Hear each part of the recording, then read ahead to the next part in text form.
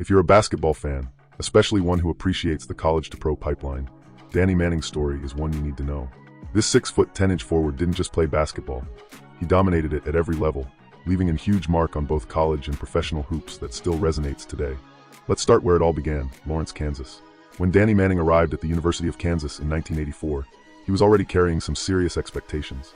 A lanky kid from Greensboro, North Carolina, stepping onto the court at Allen Fieldhouse and gradually becoming the most beloved player in Jayhawks history.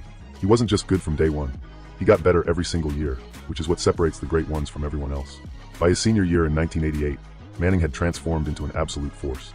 Standing tall at 6 feet 10 inches with the agility of a guard and the court vision of a point guard, he could do things that big men simply weren't supposed to do.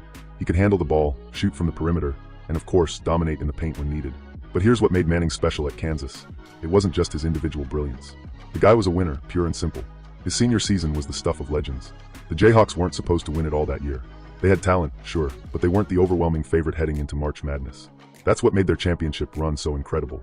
Manning averaged over 24 points and 9 rebounds per game during his senior season, but it was his leadership that really set him apart. When the lights got brightest, when the pressure was at its peak, Danny Manning delivered. The 1988 NCAA championship game against Oklahoma was Manning's crowning achievement in college. He scored 31 points and grabbed 18 rebounds, willing his team to victory in what many still consider one of the greatest individual performances in championship game history. That Kansas team was forever dubbed Danny and the Miracles, and honestly, the nickname fit perfectly. Manning was the miracle worker, and his teammates were more than happy to play their roles in what became college basketball folklore. Fresh off his legendary college career, Manning was selected first overall in the 1988 NBA draft by the Los Angeles Clippers.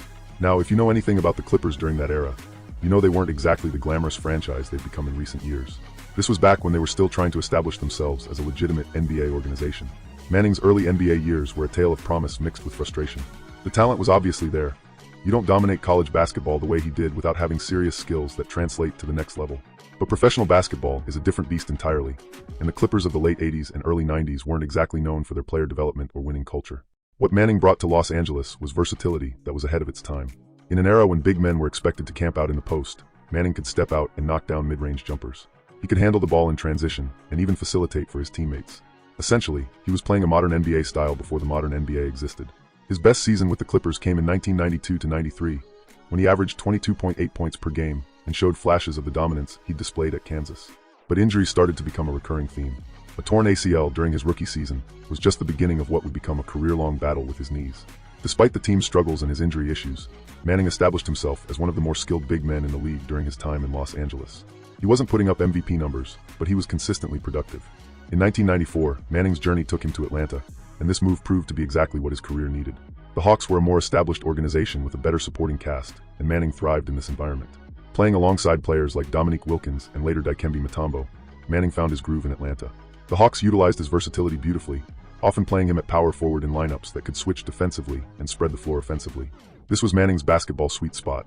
He could use his size advantage against smaller forwards while still being quick enough to stay with them on the other end. His time in Atlanta was marked by consistent production and some of his healthiest seasons as a pro. Manning averaged double figures in scoring throughout his Hawks tenure and became known as one of the more reliable veteran presences in the league. He wasn't the star of the team, but he was the kind of player every contending team needs, skilled, experienced, and capable of stepping up when called upon. The Hawks made the playoffs multiple times during Manning's stay, and while they never quite got over the hump to become a championship contender, those teams were competitive and fun to watch. Danny Manning's season with the Phoenix Suns in 1999 to 2000 was brief but meaningful. The Suns were looking for veteran leadership, and Manning provided exactly that. Even though his role was reduced compared to his earlier years, he remained a valuable contributor who could step in and produce when needed. The Milwaukee Bucks stint in 2000 to 2001 was another short chapter, but it demonstrated Manning's willingness to embrace whatever role his team needed. By this point in his career, he wasn't chasing statistics or trying to prove he was still the player he'd been in his prime. He was focused on helping his team win games, period. Utah in 2001 to 2002 was perhaps the perfect fit for this stage of Manning's career. The Jazz were known for their culture and their ability to get the most out of veteran players. Playing alongside Karl Malone and John Stockton, Manning found himself in an environment that valued basketball intelligence and team-first mentality above all else. His final NBA stop came with the Dallas Mavericks in 2003, followed by a brief stint with the Detroit Pistons. By then, Manning was clearly at the end of his playing days, but he continued to contribute in whatever way he could. These final seasons weren't about individual glory. They were about a consummate professional finishing his career on his own terms.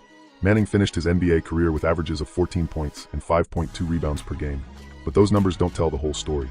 He was the kind of player who made everyone around him better, who understood the game at a level that few players ever reach. and who adapted his game as needed throughout different stages of his career. Danny Manning's basketball story doesn't end with his playing career. He transitioned into coaching, bringing the same intelligence and work ethic that defined his playing days to developing the next generation of players. His understanding of the game, combined with his ability to connect with players, made him a natural fit for the coaching ranks.